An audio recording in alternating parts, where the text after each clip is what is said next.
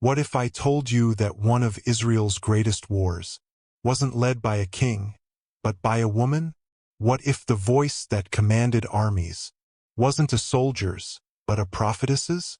How did a woman with no throne, no army, and no armor make generals tremble and nations fall? Who was she, this judge beneath a palm tree, whose words could call down storms and scatter iron chariots? Why did the fiercest warrior of Israel refuse to fight without her? And why did God say, "The victory will belong to a woman"?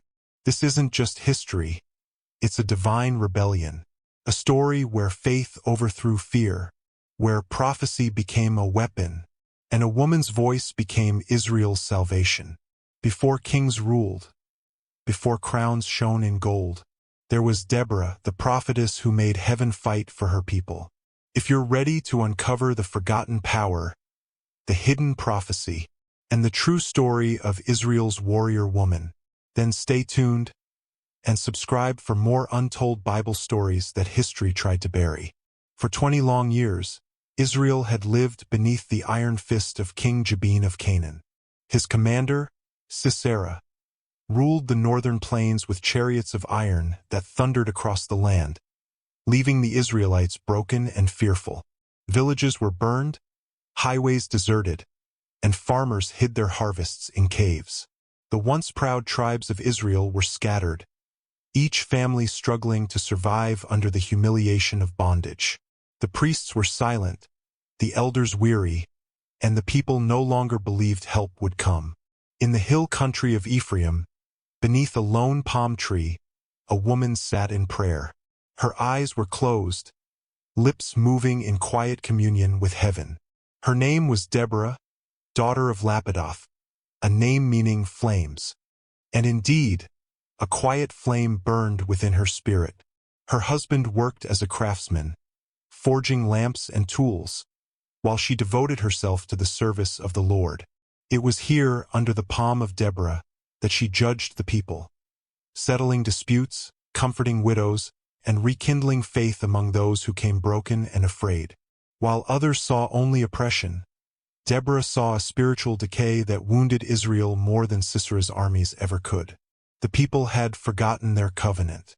But one night, as the wind whispered across the valley, Deborah felt the Spirit of the Lord stir within her.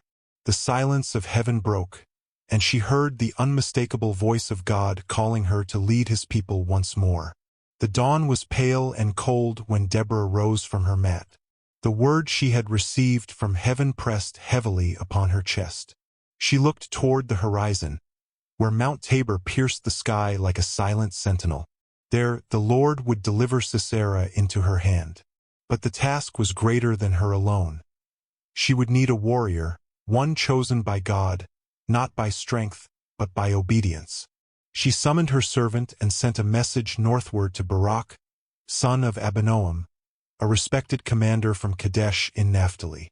Barak was known for his skill in battle, but more for his cautious nature.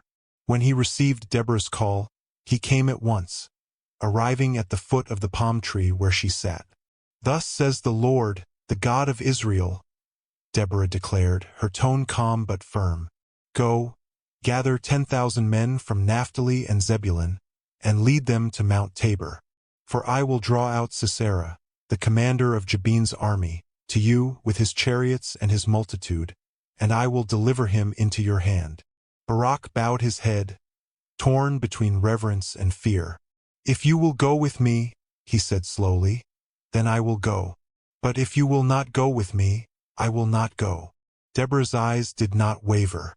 "I will surely go with you," she answered, "but the honor will not be yours, for the Lord will deliver Sisera into the hand of a woman." Her words were not a rebuke, but prophecy, one that would soon shake the land of Canaan. Weeks later, the hills of Naphtali echoed with the sound of assembling tribes. Farmers, shepherds, and fishermen took up arms, crude spears, stones, and slings. Deborah moved among them with quiet authority, encouraging the faint-hearted, blessing the children who clung to their fathers' robes. She was no queen, no warrior by flesh, yet her faith commanded the respect of all. At the base of Mount Tabor, Barak stood beside her, watching as the army formed in ranks. His face was hard, but his heart uncertain. Sisera's forces numbered far greater, and their chariots, 900 of iron, could crush men like straw. "Fear not," Deborah told him, her voice steady. "This day the Lord has gone before you. Does not the earth itself tremble at his command? The stars fight in their courses when he decrees victory." Her words rekindled courage in Barak's heart. He nodded, feeling for the first time that he was not leading alone. The people saw her standing there, a woman clothed in simple garments of white linen, her head wrapped in a blue veil, and they knew the God of Israel was among them again. That night, as the army rested beneath the mountain, Deborah remained awake in prayer. The firelight flickered over her face as she whispered the covenant words passed down from Moses. Around her, the murmurs of fear and doubt hung in the air like smoke. She felt their weight, the trembling hearts of men who had not seen victory in a generation. She rose and walked among them, her steps light but firm. "Rise, sons of Israel," she said, her voice carrying through the camp. "The Lord has heard your cries. Tomorrow he will make the heavens fight for you. The rivers will rise, the storm will fall, and those who mock his name shall be swept away." Her words struck their souls like lightning. Hope stirred where despair once lived. Barak approached her once more. "You speak with such certainty," he said softly. "Do you not fear what lies ahead?" "I fear only disobedience," she replied. "Victory is not in our swords, but in our surrender to God's will. If we stand firm in faith, even the mountains will bow." Morning came with dark clouds rolling across the sky. As Barak led his men down the slopes of Mount Tabor, Sisera's army advanced from the plains, their chariots glinting like steel serpents. Deborah stood at the ridge, eyes lifted to heaven. The air grew heavy, and then it happened. The winds howled, the clouds burst, and rain fell in torrents. The Kishon River swelled into a raging flood, drowning the chariot wheels in mud. Horses panicked, soldiers stumbled, and the iron of Sisera's might became his ruin. Barak charged forward, his men shouting cries of triumph. "For the Lord! For Deborah!" They roared as they cut through the enemy ranks. Sisera leapt from his chariot and fled on foot, vanishing into the hills. The battle was swift and total. What began with trembling ended in victory. Deborah's words had come to pass. The Lord had fought for Israel. When the last echoes of war faded, Deborah returned to her palm tree in the hill country. The people gathered around her once more, no longer broken or afraid, but restored in faith. She raised her hands to the sky and gave thanks, her heart overflowing with awe. "Blessed be the Lord, who redeems his people," she said, "for he raises the humble and humbles the proud. He has done what no sword of man could do." From that day, the land had peace for 40 years. Deborah continued to judge Israel with wisdom, fairness, and courage. She became a living reminder that God's voice is not limited by gender, age, or title, but by the willingness of the heart to listen. And so, in a time when men hid from battle and prophets were silent, a woman heard God's voice, and all Israel was saved. The message from Deborah spread quickly across the hills and valleys. The Lord had spoken, and Israel was to rise again. Barak, son of Abinoam, had heard the words with both awe and trembling. For years he had trained men in secret, waiting for a time when courage might outweigh fear. Yet when the call finally came, the weight of leadership settled heavily on his shoulders. He stood before his home in Kadesh, watching the sun fall behind Mount Naphtali. His mother's words from his youth echoed in his memory. "Strength is not in the arm that holds the sword, but in the heart that trusts the unseen." Still, Barak hesitated.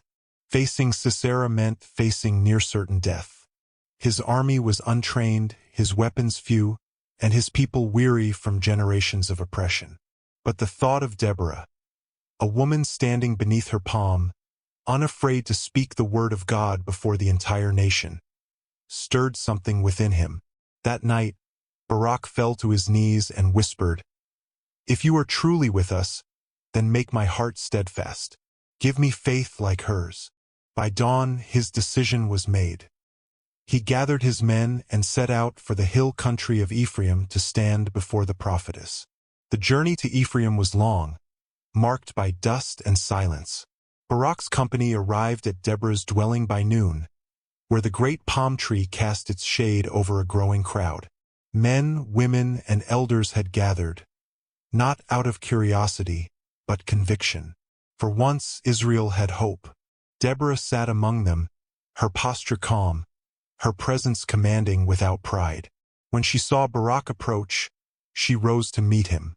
"The Lord has chosen you," she said, her eyes unwavering.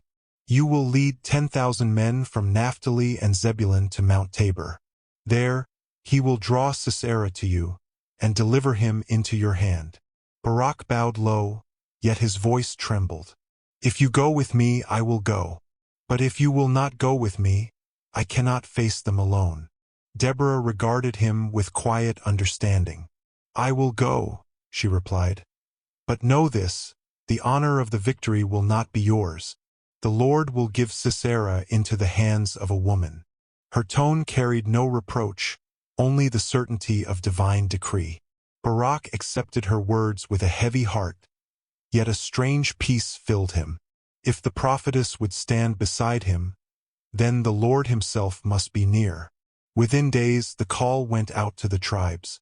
Messengers raced through the highlands, blowing the ram's horn and proclaiming Deborah's summons. Men who had long abandoned the sword came forward once more. Fathers, shepherds, hunters, and artisans. They left their homes and fields, answering the call to stand against their oppressors. At Kadesh, Barak stood upon a stone ledge, watching as groups arrived from the tribes of Zebulun and Naphtali. Each carried what they could: wooden spears, slings, and old blades that had rusted from years of disuse. Deborah walked among them, offering blessings and words of strength. Her confidence was infectious. Even the most fearful men straightened their backs when she passed. She raised her voice above the gathering storm of footsteps. "Awake, Israel!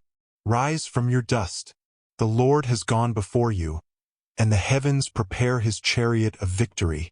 1,000 voices answered her in unison. Trumpets sounded. Dust rose from the feet of 10,000 men as they began the march toward Mount Tabor, a sight unseen in Israel for generations.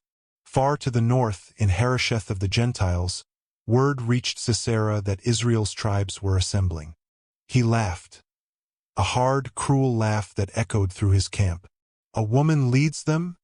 he said, turning to his officers. "Then their God has truly abandoned them." His chariots stood gleaming in the morning sun, 900 instruments of terror, forged from the finest iron of Canaan. Each was manned by seasoned soldiers, their confidence born from years of victory. Sisera ordered them to prepare for battle. "We will crush them at the plain by Kishon. Before the stars rise, the name of Israel will be dust again." But even as he spoke, a strange unease crept into his heart. He had faced men, kings, and warriors, but never a prophet. Somewhere deep inside, he felt that this battle would not be like any other. His mother's voice, faint, distant, long buried, seemed to whisper in the wind, "Be careful when heaven fights for your enemy." When the Israelite army reached the foothills of Mount Tabor, Deborah and Barak stood side by side upon the ridge.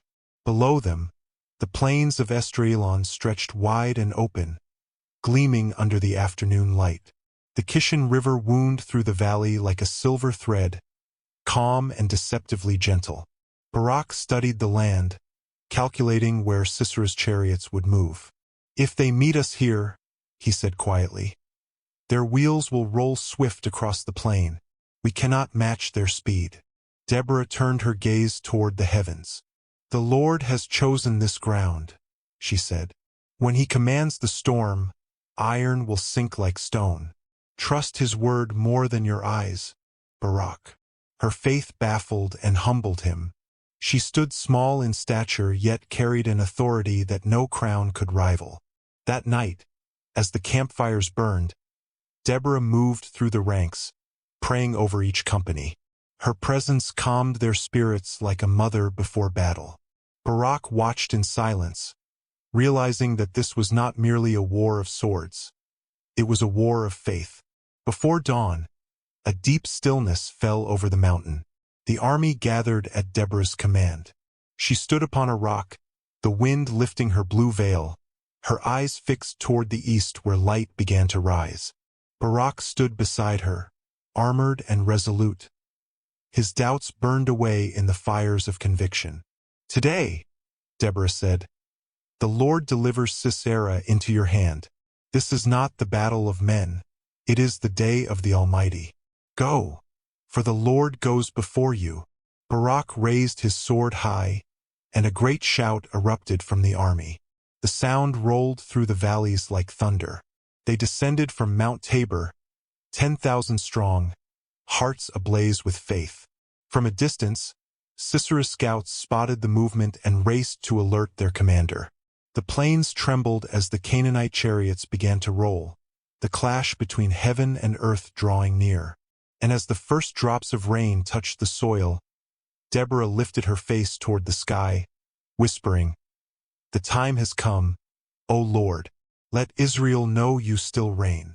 The wind answered, the clouds gathered, and somewhere between heaven and earth, destiny began to stir. The command of Deborah had ignited a fire long thought extinguished. Across the territories of Israel, the sound of awakening echoed through valleys and hilltops. The people who once hid their grain from raiders now came forward, clutching crude weapons and hearts full of new resolve. In Zebulun, elders gathered their sons. In Naphtali, shepherds left their flocks untended to join the cause. Even far away Issachar sent their chiefs, declaring, "If God has spoken, then who are we to remain still?"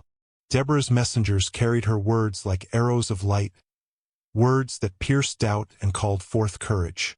"Rise, O Israel, rise, for the Lord goes before his people once more." It was not just a military campaign. It was a revival of faith. Villages that had once known only fear now rang with hymns of hope. But among the tribes not all answered. Reuben lingered in debate, preferring comfort to risk. Dan stayed by his ships, and Asher remained among his harbors. Yet Deborah did not curse them. She simply said, "The battle belongs to those who rise when heaven calls." And so the faithful gathered, a remnant, but a determined one, ready to march toward destiny. At the foothills of Mount Tabor, the leaders of Israel met under the open sky. The air was charged with expectancy. Barak stood beside Deborah, surrounded by captains from the tribes of Zebulun, Naphtali, and Issachar. A map of the northern plains was drawn in the dirt, marked with stones representing their positions. Barak spoke first, his voice measured and sure. "Sisera's camp lies near the Kishon River, beyond the plains of Megiddo. His chariots are swift, his men many. If we meet him in open ground, we will fall." Deborah listened silently, her eyes tracing the horizon. "The Lord has chosen this field," she said. "When he moves, the rivers will fight for us. You must not seek an easier path, Barak. Obedience is our weapon, not numbers." One of the elders spoke up. "The Canaanites mock us even now. Their spies have surely seen our march." Deborah nodded. "Let them. They have seen our weakness, but they will soon see God's strength." Then, lifting her gaze toward the peak of Tabor, she added softly, "This mountain will witness his glory." The council ended in unity. The men dispersed to prepare their ranks, and Deborah lingered alone, feeling the wind swirl around her veil. The mountain seemed to hum with unseen power, as if heaven itself was leaning close. That night, Barak could not sleep. The camp was alive with murmured prayers and the sharpening of blades. He sat apart from his men, gazing into the flickering firelight, his thoughts heavy with what awaited them. He remembered the first time he had seen battle, the fear, the chaos, the cries of men who fought without hope. But this was different. This time, faith had replaced despair. Still, a voice in his mind whispered doubt. You are outnumbered. What can faith do against iron? Deborah approached quietly, her steps light as the night breeze. You fear, she said gently, but not for yourself. You fear for the people. He met her eyes. They trust me to lead, yet I feel unworthy. You hear God clearly, Deborah. I hear only the sound of war. She smiled faintly. Faith is not always a voice. Sometimes it is the silence between your fears. You do not need to hear God as I do. You need only to follow him where he walks. Barak bowed his head. Then lead me, prophetess, and I will follow. Not me, she said softly, but the Lord. And with that, she turned and disappeared into the darkness, leaving him staring into the embers. A man transformed from soldier to servant of divine purpose. Before dawn, the army began its march up Mount Tabor. The climb was steep, the air thin, but none complained. 10,000 men moved as one body, guided by faith rather than sight. Deborah walked among them, her white garments catching the early light, her voice lifting psalms of courage. As they ascended, the valley below unfolded, vast and silent. The plains of Esdraelon stretched wide like a sea of bronze under the sun. Far in the distance, faint dust rose on the horizon, the movement of Sisera's forces. The men saw it and grew tense. Barak raised his hand for silence. Do not fear what you see, he called out. We stand not alone. The one who formed these mountains marches before us. At the summit, the army encamped. Tents were pitched, watchmen set, and weapons readied. Deborah stood on the peak, eyes fixed upon the distant plain. She could almost sense the shifting of creation, the winds preparing to obey their maker. Soon, she whispered, the heavens will speak. That afternoon, a scout returned breathless from the valley. My lady, my lord, he said, bowing low before Deborah and Barak. Sisera approaches from Harosheth with all his host. I counted hundreds of chariots, perhaps all 900 of iron. They moved swiftly toward the Kishon. Barak's jaw tightened, but Deborah remained calm. Has he reached the river yet? She asked. Not yet, the scout replied. He rides as though the gods of Canaan carry him. Deborah turned to Barak. Then let him come. The Lord has set a snare for him in the valley. He trusts in iron, but heaven fights with storms. Barak nodded, his confidence firm. Then we will descend when you command. As the scout departed, Deborah gazed toward the north. In the distance, she saw the faint shimmer of sunlight upon metal. Chariots, endless and gleaming. The earth itself seemed to shudder at their approach. Yet in her spirit, peace reigned. The God of Israel was stirring. As evening fell, the camp at Mount Tabor grew still. Fires burned low. Men whispered final prayers to the God of Abraham. Mothers and children far away would soon rise to a dawn that might decide their fate. Deborah sat in solitude beneath a cedar, her face lifted toward the stars. The constellations above shimmered with silent witness. The same heavens that once guided Abraham and shielded Moses now watched over her. Barak approached quietly. You have not rested, he said. Nor have you, she replied with a faint smile. He sat beside her. Do you ever wonder why God chose you, a woman, for this? She looked at him, her eyes bright with conviction. Because men had forgotten how to listen. When strength grows proud, God speaks through gentleness to remind the earth that power belongs to him alone. Barak bowed his head. Then may his will be done. A cool wind swept through the camp, carrying the scent of rain. The first rumble of thunder rolled faintly in the distance, echoing across the valley. Deborah's eyes lifted again to the heavens. The time draws near, she said softly. Tomorrow, the Lord will fight for Israel. The thunder rolled again, louder this time, and in the darkness of that mountain, faith stood taller than fear, waiting for dawn to reveal the hand of God. Dawn broke heavy and gray. Clouds hung low over the land, their bellies swollen with unseen rain. The wind whispered through the tents upon Mount Tabor, carrying with it the scent of wet earth and the promise of a storm. Barak stood on the ridge, gazing down upon the broad valley. Where the Kishon River wound its way like a sleeping serpent. In the distance, faint but growing, came the metallic glint of Sisera's army, a tide of iron sweeping the plains. Behind Barak, 10,000 Israelites waited in stillness, faces pale but resolute. Deborah stood among them, her hands clasped in silent prayer. Her white robe rippled in the breeze, and her eyes seemed to pierce through the mist toward the advancing chariots. She spoke softly, yet every man nearby heard her. This is the day the Lord has delivered Sisera into your hands. Arise, Barak, for heaven marches before you. Barak lifted his sword, its edge catching a glimmer of weak sunlight. For Israel, he said, his voice deep and sure, and for the word of the Lord.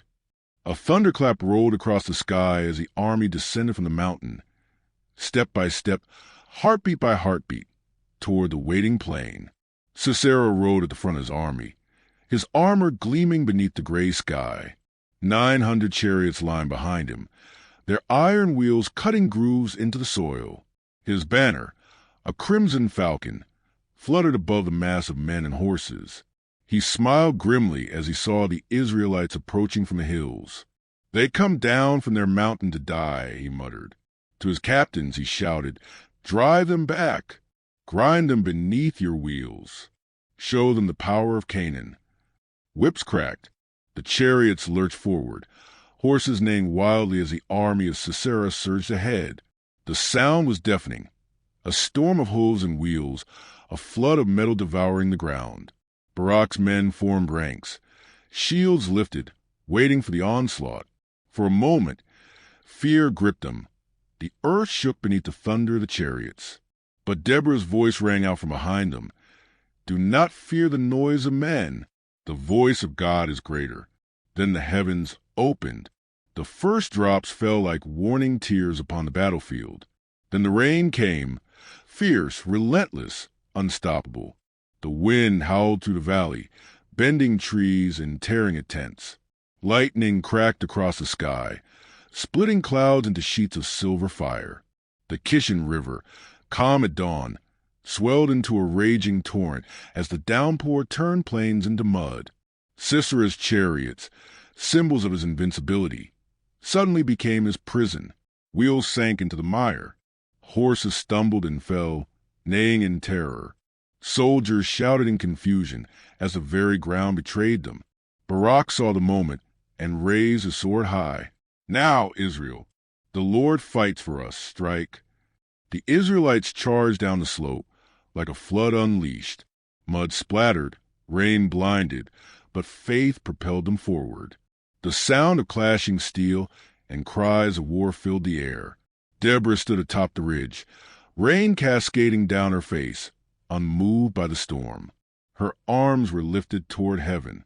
You fought from heaven, O Lord, she cried. The stars in their courses fought against Sisera. And indeed, nature itself had turned against the Canaanite army. Chaos consumed the battlefield. Chariots overturned. Horses bolted in panic. Men slipped and drowned in the rising waters of Kishon. What had once been an army of iron had become a sea of despair. Barak moved like a force of nature through the melee. His sword struck with precision, his commands cutting to the roar of rain and war. Every step forward was a miracle of faith. Push them toward the river, he shouted. Let none escape. Sisera watched the ruin from a distance. His once proud banner was trampled in the mud. His captains were either dead or fleeing. His heart pounded as he realized the impossible. He was losing. The gods have forsaken us, cried one of his men. Sisera's eyes hardened. No, he said coldly. They never existed. Then Spurring his horse, he turned and fled toward the north, abandoning his army to their doom. Behind him, the thunder pursuit rose. Barak saw him escaping and began the chase, shouting after him, "Do not let the oppressor live." The Kishon roared, carrying away the bodies of those who had enslaved Israel. The valley that had once echoed with the cry of the oppressed now thundered with victory. Through the storm and the drenched hills, Sisera rode alone. His armor was heavy, his strength failing. The rain had turned paths to rivers. Yet he pressed on, driven by terror and disbelief. His mind replayed Deborah's words. The Lord will deliver Sisera into the hand of a woman. He laughed bitterly, gasping between breaths. A woman? Never. At last, he reached the oak groves near Zananim, where the tents of Heber the Kenite stood. The Kenite were allies of Jabin, king of Canaan, or so Sisera believed. Exhausted, he dismounted and staggered toward one of the tents, calling out hoarsely, "Peace! I am Sisera. Hide me, for the armies of Israel are behind me." From the tent emerged Jael, the wife of Heber. She bowed respectfully and said, "Come in, my lord. Fear not. You are safe here." Sisera entered, trembling, dripping with rain and blood. Jael covered him with a blanket. "Give me water," he begged. "I am thirsty." She brought him milk instead, warm and soothing. His breathing slowed. "Stand at the door," he said drowsily. "If any man comes and asks if someone is here, say no." Jael nodded. Sisera's eyes fluttered. Sleep took him swiftly, heavy and deep.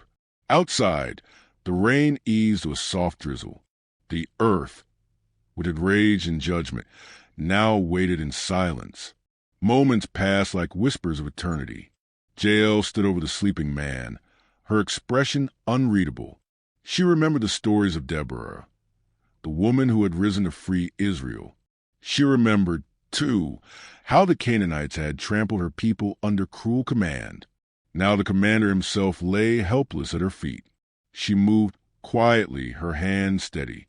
From a corner of the tent, she took a wooden mallet and a long tent peg, tools of daily labor, not of war. She knelt beside Sisera, his breast shallow, his face unguarded. For a moment, she hesitated. Then she whispered, "This is for the women who wept under your yoke."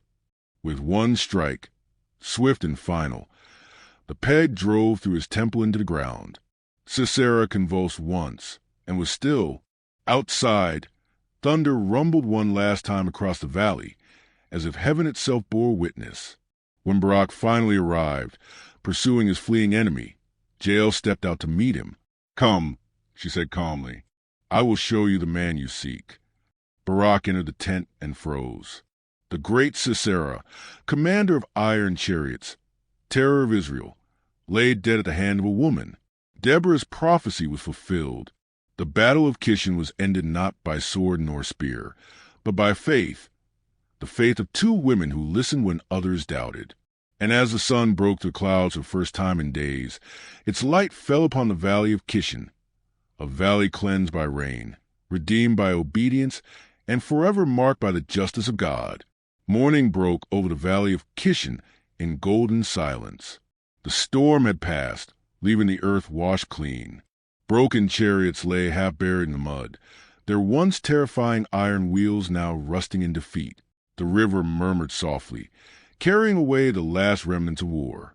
Ravens circled in the pale sky, and the scent of wet soil rose like incense from the ground. Barak stood upon a ridge, his sword lowered, his armor stained with both rain and blood. Around him, the weary soldiers of Israel gathered, not in mourning, but in awe. The battle they had feared had become the miracle they had witnessed. The Lord had fought for them. Deborah descended from the mountain, her steps slow but sure. She carried no weapon, only the strength of divine fulfillment. The men parted as she approached, bowing their heads in reverence. Barak turned to her, his voice filled with quiet wonder. "It is finished," he said. "It has only begun," she replied softly. "The Lord has restored his people, but they must not forget who won this day, not the strength of arms, but the obedience of hearts. Together they walked among the remains of the battlefield, and the prophetess whispered a vow beneath her breath. "We will sing, that Israel may never forget." 2 days later, the tribes of Israel gathered once more at Mount Tabor. The storm had cleansed the skies, and the mountains stood radiant under the sun. Families arrived from distant villages, bringing offerings of grain, oil, and wine. Warriors returned from battle carrying their broken shields, now symbols of deliverance. Deborah stood at the center of the assembly, her blue veil fluttering in the breeze, Barak at her side. Around them stood the elders, the priests, and the people, men, women, and children whose eyes were bright with new hope.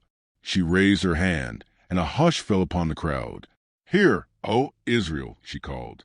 "When leaders lead and the people willingly offer themselves, blessed be the Lord." Her voice carried across the mountain like wind over water. She recounted the days of fear, the tribes that rose in courage, and those that remained in silence. She spoke not to condemn, but to remind that every heart in Israel bore a choice, to stand or to slumber when heaven called. Then Barak lifted his own voice, deep and steady, joining hers in rhythm and reverence. Together they began the song of Deborah, a hymn not of pride but of remembrance. "Praise the Lord for the avenging of Israel," Deborah sang. "When the people willingly offer themselves." The people answered her, their voices rising like waves. "Hear, O kings, give ear, O princes. I, even I, will sing unto the Lord." Her words flowed with the power of prophecy and poetry, recalling every detail of God's intervention. The mountains melted before the Lord, even Sinai before the Lord God of Israel. The crowd wept and shouted, their tears glistening in the light. Old men who had seen nothing but defeat now stood with hands lifted high, their voices trembling. Women clutched their children, whispering, "This is the God of our fathers. He has not forgotten us." Barak's voice joined again, recounting the valor of the tribes. Zebulun risked their lives unto death, and Naphtali upon the high places of the field. Together they sang of Jael, the woman whose hands had ended the oppressor's reign. "Blessed above women shall Jael be, the wife of Heber the Kenite. She struck Sisera, she crushed his head, she pierced and smote his temple." The name of Jael echoed like thunder through the assembly. The people lifted their hands and shouted, "Blessed be the women who fear the Lord." Deborah smiled, her face aglow with divine fire. The song had become a living monument, carved not in stone, but in the hearts of her people. When the singing ceased, Deborah stood before the elders once more. Her eyes were calm, but her tone was solemn. "Israel must remember this day," she said. "We must not return to the idols that chained us, nor to the fear that silenced us. The Lord has broken the yoke. Let us not forge it anew." An elder stepped forward, tears upon his face. "Prophetess of Israel," he said, "how shall we keep this remembrance?" "By justice," Deborah answered, "by mercy, by truth spoken in the gates, and kindness shown to the stranger, and by songs, that our children may sing them when we are gone." Barak bowed his head in agreement. "Let the tribes build altars of peace," he said, "not of sacrifice, but of thanksgiving, so that when they pass through this land, they may say, 'Here the Lord triumphed.'" And so it was decreed. Every tribe would teach the song of Deborah to its people, and each year they would gather to remember the day when faith defeated fear. Months passed, and the scars of war began to fade. The fields once burned by Canaanite raids now bloomed again. The highways that had long been abandoned filled with travelers singing as they went. Merchants returned. Children laughed in the open streets, and the land that had trembled under oppression now rested in harmony. Deborah continued to judge Israel beneath her palm tree in the hill country of Ephraim. People came not only for justice but for wisdom, seeking the counsel of the woman who had led them to freedom. Her words carried weight beyond law. They carried peace. Barak often visited her, no longer as a soldier but as a friend. Together they would speak of the journey, of fear conquered, faith tested, and the glory of God that had been revealed. Sometimes she would look toward the north, where the mountains met the horizon, and whisper, "There the Lord thundered. There he made his name known again." And Barak would answer, "Because you believed, Deborah, Israel believed." Years rolled on, and Deborah grew old. Her hair, once dark, turned silver beneath her veil, but her eyes still burned with that same quiet flame. The people still came to her, calling her mother in Israel. One evening, as the sun dipped low and the palm cast long shadows, she sat alone with her thoughts. The sounds of laughter drifted up from the village below, the laughter of a generation that had never known chains. Her heart was full. She lifted her gaze toward the heavens and whispered, "O Lord, you have done great things. You chose the weak to shame the mighty. You gave victory through faith, not force. And you have let your servant see peace." The wind stirred gently, rustling the leaves above her. It seemed to carry a faint echo, the same divine whisper that had once called her to lead. Deborah smiled. Her mission was complete. The flame that had burned within her heart would continue through the generations, not as fire of war, but as light of faith. And so it was written. In the days of Deborah, the land had rest for 40 years. Israel remembered the woman who heard God's voice and obeyed, the prophetess who sang a deliverance, the judge who taught them that true power belongs not to kings, but to those who believe when others doubt.